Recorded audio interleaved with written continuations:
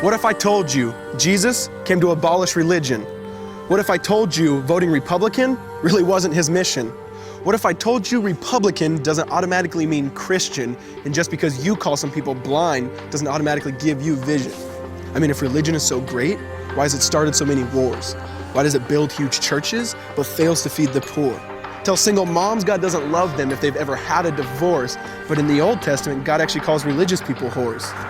Religion might preach grace, but another thing they practice, tend to ridicule God's people.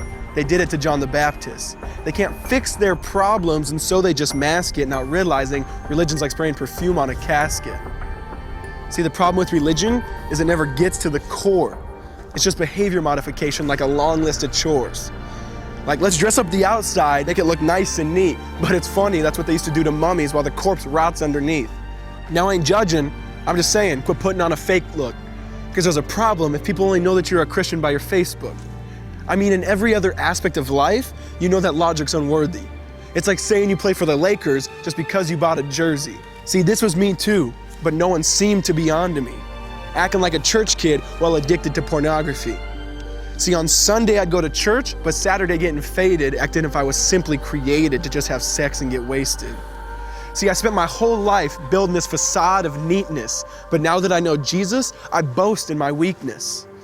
Because if grace is water, then the church should be an ocean. It's not a museum for good people, it's a hospital for the broken, which means I don't have to hide my failure, I don't have to hide my sin, because it doesn't depend on me, it depends on Him. See, because when I was God's enemy, and certainly not a fan, He looked down and said, I want that man.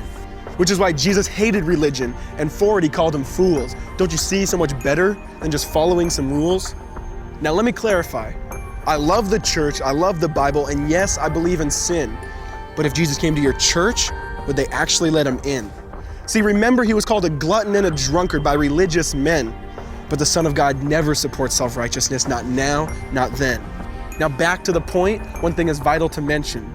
How Jesus and religion are on opposite spectrums. See, one's the work of God, but one's a man-made invention. See, one is the cure, but the other's the infection. See, because religion says do, Jesus says done.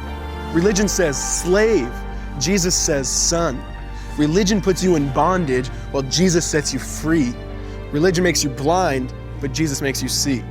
And that's why religion and Jesus are two different clans.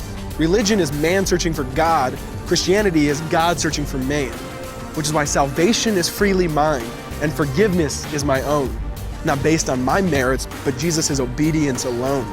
Because He took the crown of thorns and the blood dripped down His face. He took what we all deserved. I guess that's why you call it grace. And while being murdered, He yelled, Father, forgive them. They know not what they do. Because when He was dangling on that cross, He was thinking of you.